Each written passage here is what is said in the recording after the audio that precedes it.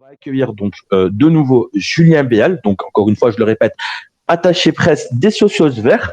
Donc on va prendre quelques instants pour vous reparler des Socios, avec quelques questions qui ont été préparées, notamment donc pour que l'équipe ACS a préparé pour les Socios, qui vous permettra un petit peu mieux de les connaître, enfin qui vous permettra de connaître les Socios.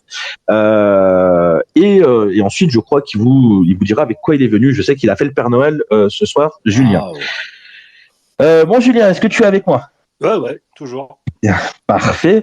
Alors, donc, justement, tout simplement, déjà, on va commencer par une première question. Les Socios Verts, qui êtes-vous, tout simplement? Alors, on est un collectif, on est tous des bénévoles. Hein. On est une association en 1901. Et on a pour objectif de rentrer dans le capital de l'AS Saint-Étienne. Donc, avec les supporters et puis avec les entreprises locales. Et pas locales, parce qu'on a des entreprises de toute la France qui commencent à rejoindre la dynamique et apporter la voix des supporters, apporter une nouvelle voix au sein du club. Voilà, ce qui n'est pas du tout fait en France. Voilà, c'est quelque chose de nouveau en France qui rend le combat encore plus compliqué. Mais voilà, quelque chose de passionnant. Okay. Pour résumer rapidement le projet. Ok, d'accord. Donc on voit que ça reste un projet quand même assez intéressant. Je sais également que dans votre actualité, vous avez un certain projet qui s'appelle le livre Vert et Blanc. D'accord. Donc j'ai une question en 3 temps. Donc en fait, quel est l'objectif de ce livre-là, son message et à qui ce livre s'adresse-t-il? Alors toutes les 2 semaines, on a commencé la semaine dernière. Toutes les 2 semaines, on envoie un questionnaire à nos 1800 contributeurs pour le moment. Et du coup, s'il y en a d'autres c'est vraiment tous les contributeurs reçoivent un mail avec un questionnaire. Et avec le retour de ces questionnaires, on fera un livre, voilà, le livre Vert et Blanc, où il y aura toutes les propositions et tout ce qu'on veut apporter à l'AS Saint-Étienne, que ce soit au niveau du centre de formation, au niveau de l'expérience match, au niveau des valeurs, voilà, tout ce qui tourne autour du club de l'AS Saint-Étienne. Un cahier des doléances. C'est beaucoup de propositions. Alors, il y a pas. Ouais, c'est ça, des suggestions pour faire avancer l'histoire, voilà. En fait, quoi. Et voilà, l'objectif, c'est vraiment faire participer tout le monde, bien, parce que voilà, dans le collectif, on est une vingtaine qui bosse au quotidien. Mais on voulait pas faire un truc entre nous, ce qui n'a aucun intérêt. Voilà, on voulait vraiment l'ouvrir à tout le monde. Donc voilà, c'est pour ça que tous les 15 jours, on envoie le questionnaire et puis après on le retravaille et puis après on met des phrases et puis normalement pour le début de la saison, on aura sorti le livre blanc complet et terminé. Ce livre Vert et Blanc, est-ce que ça va plus ressembler à un livre d'or qu'on va retrouver sur le site internet, ou est-ce que c'est vraiment quelque chose de physique qui va être édité et qui sera commercialisé? Alors, édité, non, c'est peu probable, parce qu'en plus, c'est quelque chose qui évoluera sûrement avec le temps. D'accord. C'est le principe de faire quelque chose de très évolutif et très participatif. Alors, ça va être notre colonne vertébrale. Ce livre blanc sera notre colonne vertébrale. Ok. Et après, voilà, il va s'agrémenter au fil des mois, au fil des années, et puis au fil des actions qu'on aura menées. Une fois qu'on aura réussi un objectif, on ira sur un autre. Okay. Et j'ai une question, moi aussi, si je peux me permettre. Au niveau de ce cahier, on peut vous faire des propositions au niveau sportif ou ça c'était une des questions du premier questionnaire. Le collectif Socios Verts n'a pas du tout l'objectif de parler de sportif.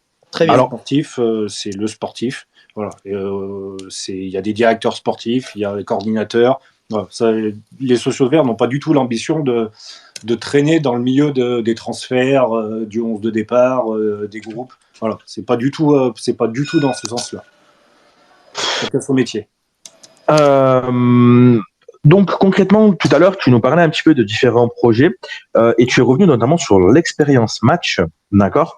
Alors peut-être que alors ceux qui suivent vraiment le foot de manière régulière, ça peut leur parler. Mais pour les personnes qui sont un petit peu, voilà, tu sais, qui suivent un petit peu de manière, j'ai envie de dire vanilla, le football.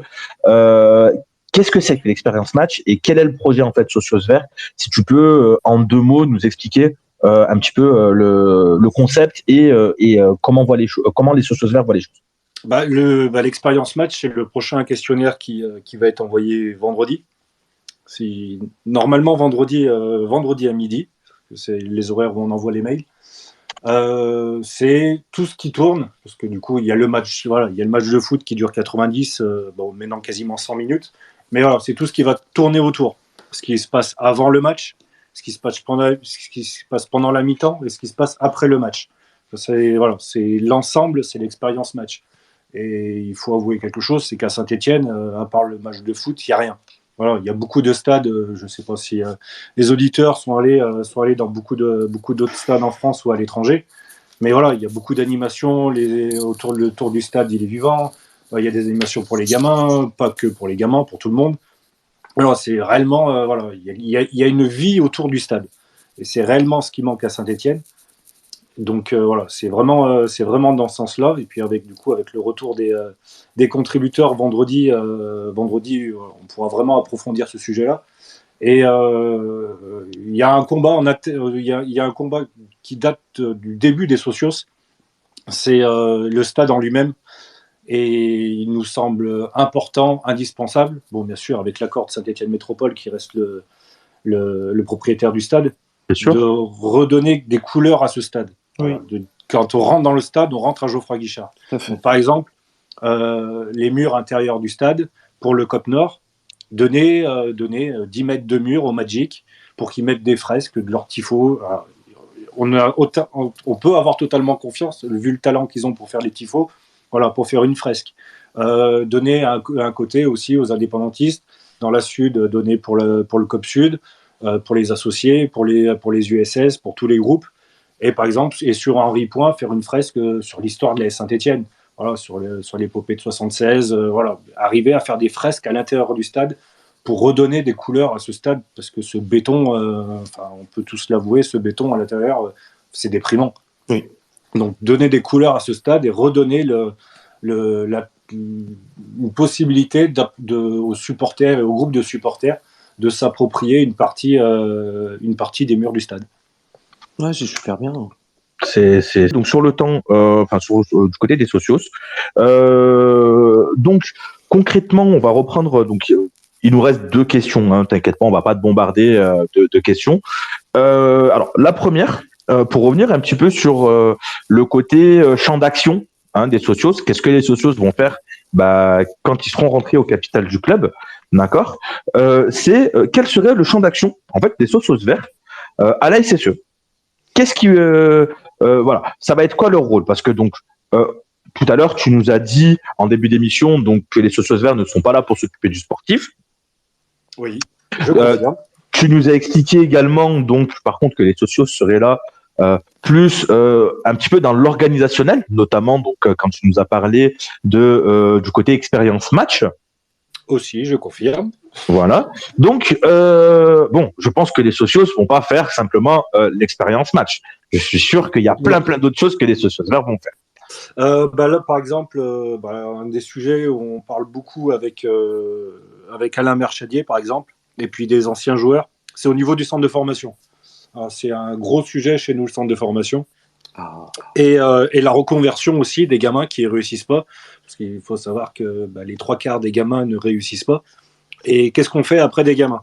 Et ce qu'il faut savoir, c'est que dans un centre de formation d'un club professionnel, si les gamins ne réussissent pas, c'est merci, au revoir. Donc nous, le principe avec les socios verts, c'est qu'il y aura beaucoup d'entreprises qui seront actionnaires de la société Socios Verts, qui sera actionnaire de la Saint-Étienne. Et c'est réellement créer un partenariat entre le centre de formation et les entreprises sociétaires pour pouvoir proposer aux gamins qui ne réussissent pas dans le milieu du foot professionnel une reconversion. Voilà. Et ça permet aussi de rassurer les parents, parce que après tout le monde est un peu trop jeune pour avoir des gamins, mais si vous avez des gamins et qui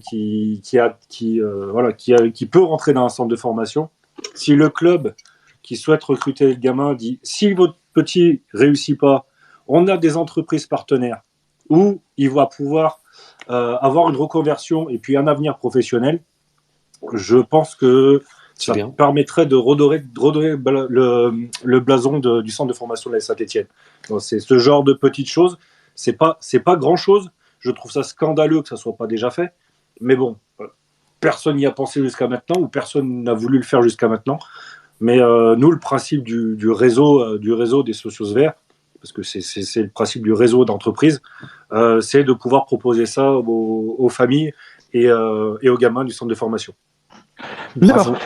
Et je crois que côté formation, pour rester sur le côté formation, parce que je sais qu'il y a un gros chapitre formation, je sais que les socios ont une grosse vision concernant l'ETRA et tout ce qui se passe du côté des jeunes. Oui, après j'ai un combat personnel encore sur le centre de formation. Et ben justement, je crois qu'il y a aussi un peu cet esprit de vraiment inculquer la valeur verte. Et qu'est-ce que c'est que d'être stéphanois aux jeunes joueurs intégrant le centre de formation. Je crois tu voudrais même faire des cours ou ce genre de choses où on apprendrait l'histoire du club. Aux jeunes joueurs, mais aussi aux joueurs qui arrivent, aux joueurs professionnels qui arrivent. Moi, je trouve ça scandaleux que les gamins, leur première année au centre de formation, ils n'aient pas des cours sur l'AS Saint-Étienne. Qu'est-ce que l'AS Saint-Étienne ? C'est quoi l'histoire de l'AS Saint-Étienne ? C'est quoi l'histoire de la ville ? C'est quoi Saint-Étienne ? C'est quoi la Loire ? C'est quoi la région ? Et là, nous, on discute avec beaucoup d'anciens joueurs de la Saint-Étienne, aussi des anciens salariés, des anciens élus, des élus et compagnie. Et ils nous disent tous, mais nous, si vous le demandez, on le fait. On a même des anciens joueurs qui disent, mais on fait gratuitement. On vient pendant 1 semaine, 2 semaines, même 3 semaines, et on leur donne des cours sur l'histoire de la Saint-Étienne, sur les valeurs de la Saint-Étienne. Mais aussi, on peut s'appuyer sur les groupes. Voilà, par exemple, il y a un représentant des Magic Fans, un représentant des IS, un représentant des Green Angels, un représentant des USS, un représentant des ISS, qui donnent des cours. Savoir que les gamins qui arrivent, la plupart ne sont pas stéphanois, les 3/4 viennent de la région Île-de-France, mais qu'on leur montre ce que c'est le club. Et s'ils deviennent pros, ce qu'on leur souhaite tous, même s'ils ne sont pas stéphanois de naissance, ils savent ce que c'est le club. Quand ils rentrent sur le terrain, ils savent ce que c'est. C'est pas juste un virement le premier du mois. C'est pas juste une tenue comme ils mettraient pour aller courir autour des étangs de Basse. Ils arrivent à quelque part. Et pour ça, il faut leur inculquer ces valeurs-là dès qu'ils arrivent. Ils arrivent à 14, 15, 16 ans. Et c'est la base là. Il faut tout de suite leur montrer ce que c'est. Et il faut s'appuyer sur les forces qu'on a. On a des forces incroyables. On a des anciens joueurs incroyables. On discute beaucoup avec des anciens joueurs de la génération 76, des 80, 90, 2000, 2010, etc. etc.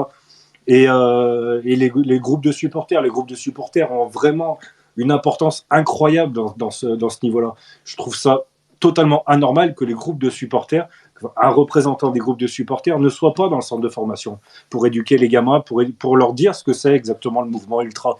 Ça permettrait aussi à beaucoup de personnes d'arrêter de dire des conneries sur le mouvement ultra. Mais bon, ça, c'est un autre débat. Mais voilà, c'est ce genre de choses qu'il faut qu'on inculque aux gamins qui arrivent tout de suite au centre de formation. D'accord, je te remercie. Ouais. Et une dernière question vraiment très très simple, mais c'est plus une clarification qu'autre chose, parce que j'ai vu 2-3 messages passer, notamment dans mes DM. On est bien d'accord que les socios, ce n'est pas un groupe ultra. Ah non, pas du tout. On n'est pas du tout un groupe de supporters. On n'est pas du tout un groupe de supporters. Il y en a qui sont pas. Enfin, après, moi, je suis abonné depuis des années. Il y en a qui ne sont pas abonnés. Après, on a des gens qui habitent en Allemagne, en Île-de-France, en Bretagne, dans toute la France. Il y a des supporters de la Saint-Étienne dans toute la France. Oui. Mais non, on n'est pas du tout un groupe de supporters. Voilà, on est là s'il y a des groupes de supporters avec qui on discute. D'autres qui sont fermés pour le moment, mais les choses vont ça avance. Les choses vont avancer. Après, on a beaucoup de. Voilà, on a des encartés Magic, on a des encartés IS, USS, ISS, Green Angels. Voilà, on a des encartés. Chacun est libre de faire ce qu'il veut. Les groupes n'ont pas dit non, vous y allez pas. Les groupes ont dit chacun fait ce qu'il veut. Voilà. Mais il n'y a pas de. Voilà, il y a aucun groupe qui a dit c'est bon, on y va à feu. Mais okay. Les choses risquent d'avancer. Ok, bah parfait, bah c'est ce qu'on souhaite. Alors justement, si tu peux nous rappeler, donc si on a des questions à poser, comment ça se passe, quel est le site internet, également, comment on fait pour se renseigner sur les sociaux verts, tu peux nous rappeler tout ça?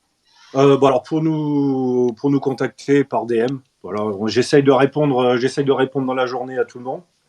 Donc par DM sur Facebook, Twitter, Instagram, LinkedIn. Donc j'essaye de répondre rapidement à tout le monde. Oui, du coup, pour faire la promesse de contribution, sociosvert.fr. Et en faisant la promesse de contribution, du coup, vous pouvez, comme on discutait au début de l'émission, pour ceux qui n'étaient pas encore là, vous participez aussi à l'écriture du livre, du livre vert et blanc. Voilà. Pour le moment, on a mis un peu plus de 1800, enfin, on a 1800 contributeurs, 1800 personnes qui ont fait une promesse de contribution. Voilà, il n'y a personne qui nous a donné de l'argent. On commence à avoir des entreprises, des mécènes qui nous donnent de l'argent ou nous donnent des choses, ce qui commence à être extrêmement intéressant, surtout en termes de communication. Mais voilà, après, tout le monde peut faire une promesse de contribution. La part, je peux vous le dire, la part de la société sera à 42 €. Voilà, c'est symbolique. Voilà, même les gens qui sont pas fortunés, même si 42 € pour beaucoup, pour certaines personnes, c'est déjà beaucoup. Mais voilà, n'importe qui pourra prendre une part dans la société qui, normalement, d'ici quelques semaines, on annoncera pas mal de choses dessus.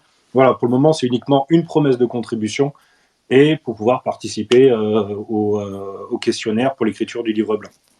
Parfait, bah écoute, merci beaucoup, Ouais. Julien. Donc, voilà, hein, pour les personnes qui ont d'autres questions, n'hésitez pas à contacter directement Socios Verts. Restez branchés pour les personnes qui sont déjà contributeurs ou autres. Voilà, restez branchés. Donc du côté des socios, du côté des différents médias stéphanois, parce que je sais que chacun des médias stéphanois a la possibilité aussi de communiquer sur les différents projets des socios verts. Donc comme dirait l'autre, restez branchés, tout simplement. Un grand merci à toi encore une fois, Julien. Merci, ouais. De rien, c'est toujours un grand plaisir de discuter avec toute l'équipe et puis discuter des dossiers qui avancent.